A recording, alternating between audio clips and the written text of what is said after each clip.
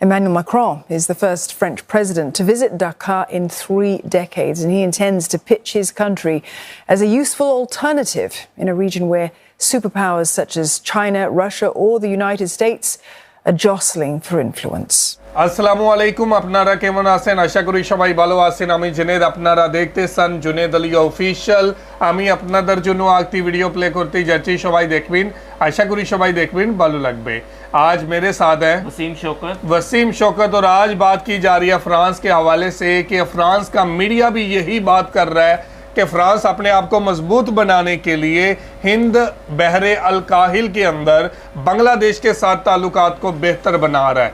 ये जुनेद भाई बहरे अल काहिल क्या है, इस चीज के बारे में थोड़ा सा बता दें। ये जो समुद्री हदूद है बांग्लादेश, श्रीलंका, हिंदुस्तान, पाकिस्तान के साथ लगती इसको कहते हैं हिंद बहरुल काहिल समुद्री हदूद।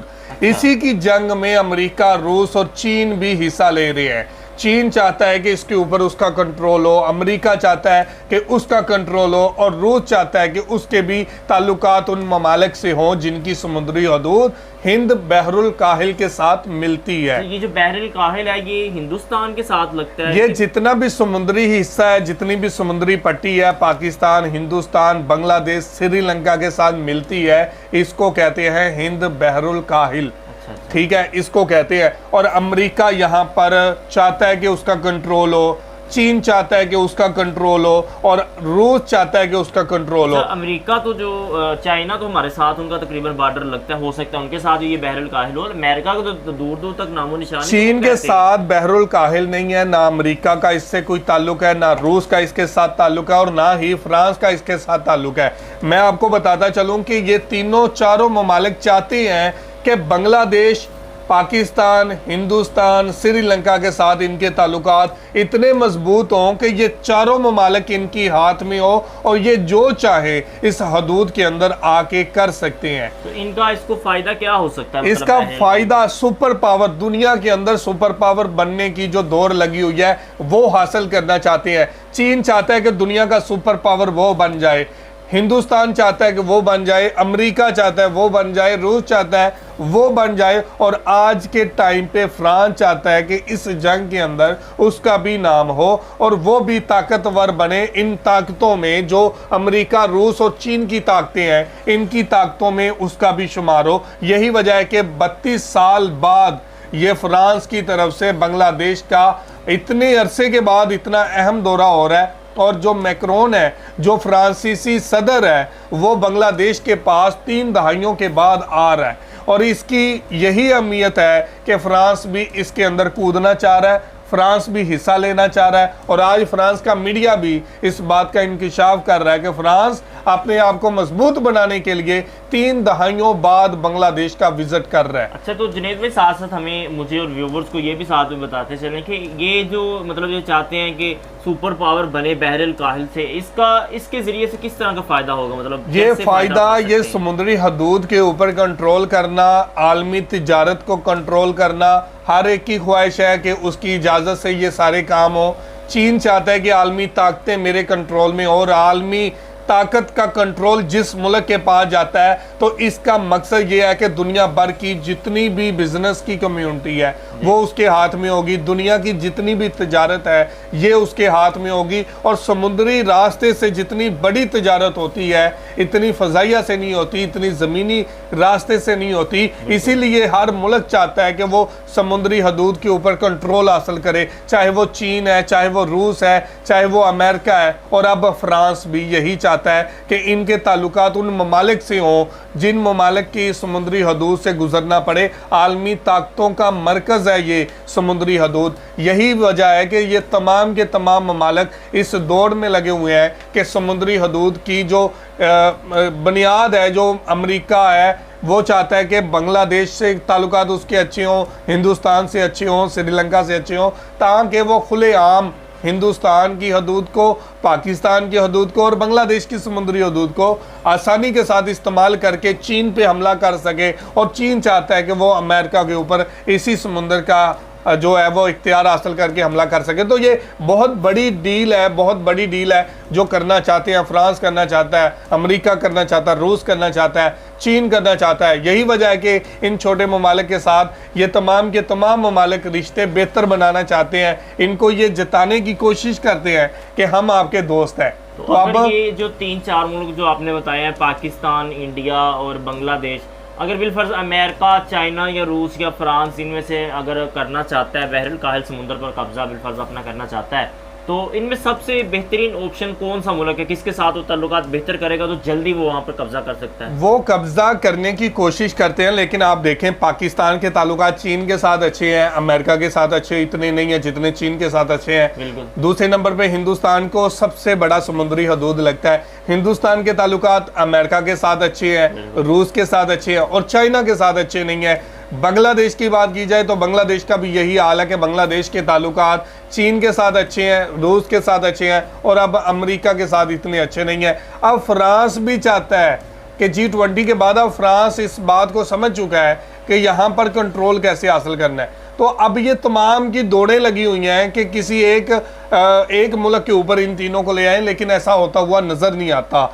ये तमाम ममालिक इसीलिए कंट्रोल हासिल करना चाहते हैं और आज फ्रांस का मीडिया भी इसी बात का इंकशाफ कर रहा है। तो वीडियो दिखाता हूं, फिर बात करते हैं। वीडियो की तरफ बढ़ने से पहले आप दोस्तों से गुजारिश है, अगर आप चैनल पर नए हैं तो चैनल को सब्सक्राइब करें, साथ बने बेल आइकन को भी दबाएं ताकि आपको वीडियो का नोटिफिकेशन सबसे पहले मिलता रहे। चलें वीडियो शुरू करते हैं जी। 1 2 3 गो। France is making a play for Bangladesh as part of a bid to consolidate its Indo-Pacific push.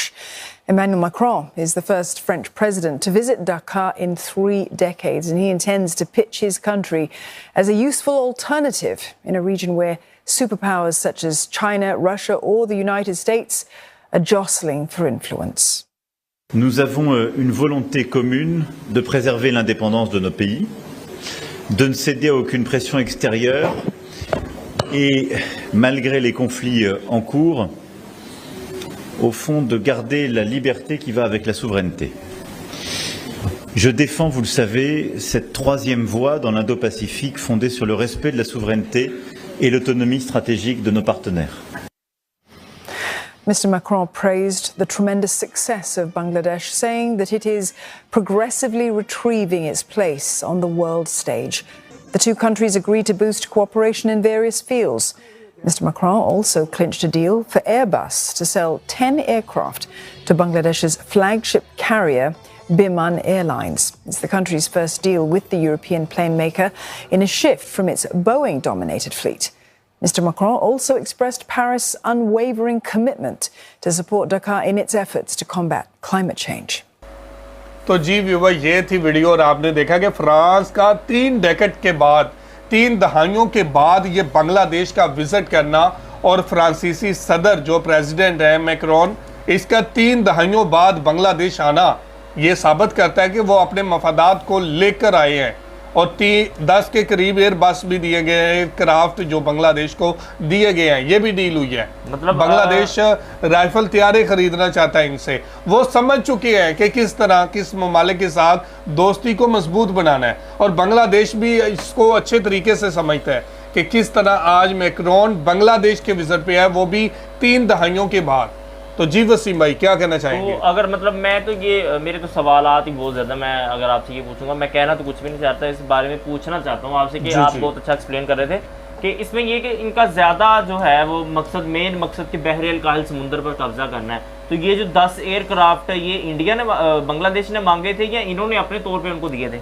नहीं, किसी मुल्क को किसी चीज़ की ज़रूरत होती है तो वो देते हैं और बांग्लादेश ने ये डील की है इनके साथ। बांग्लादेश और भी चीज़ें खरीदना चाहता है, अपने दिफा को मजबूत बनाना चाहता है। बांग्लादेश भी चाहता है कि दोस्ती के साथ साथ डील भी हो, बिजनेस भी हो। तो यही वजह है कि आज फ्रांस ने इनको एयरबस एयरक्राफ्ट देने का ऐलान कर दिया है और बांग्लादेश ये चीज़ें खरीदना चाहता है तो फ्रांस ये चीज़ें बेचना चाहता है। फ्रांस को भी मार्केट चाहिए और फ्रांस रिलेशन को लेकर, हिंदुस्तान के रिलेशन को लेकर इसी वजह से राइफल तैयारे बांग्लादेश को दे नहीं रहा था। अमेरिका से बांग्लादेश ने तैयारे खरीदे, अब फ्रांस से भी तैयारे खरीदना चाहता था, लेकिन भारत की नाराजगी की वजह से फ्रांस ने बांग्लादेश को एयरक्राफ्ट देने से इनकार कर दिया, राइफल तैयारे देने से इनकार कर दिया। और अब G20 समिट के बाद अब फ्रांस के सदर का 3 दहाइयों के बाद ये बांग्लादेश का विजिट ये तारीखी रहा है। और अब ये तारीखी विजिट को आगे बढ़ाने के लिए अब तो ये फ्रांस का मीडिया भी कह रहा है कि अमेरिका, रूस और चीन की ताकतों के दरमियान में अब फ्रांस भी उभरती हुई एक ताकत बनना चाह रहा है। और फ्रांस को भी ये ख्वाब आ रहे हैं कि आलमी सरमायाकारी को कंट्रोल करने के लिए मुझे भी आगे आना चाहिए। तो क्या ख्याल है, मतलब आपको लगता है कि उसने तो ये जो मतलब प्रेस कॉन्फ्रेंस कर रहे थे जो शेख हसीना और ये मैक्रोन जो खड़ा था प्रेस कॉन्फ्रेंस करने, तो उसने तो वाज़ेह तौर पे ये कह दिया कि बहरल काहिल समुंदर पर जो इनका उसके बारे में बातचीत इसने की है।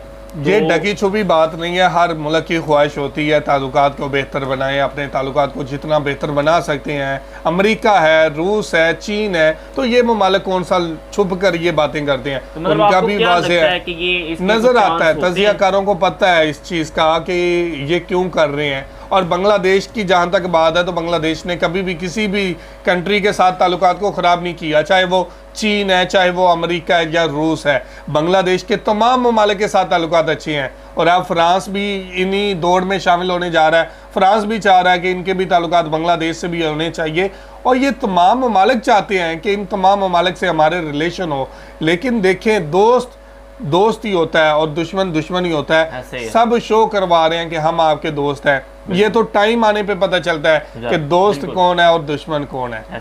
तो ये थी आज की वीडियो। आप इस वीडियो के बारे में क्या कहना चाहते हैं जरूर कमेंट करके हमें बताइएगा। बहुत शुक्रिया। अल्लाह हाफिज।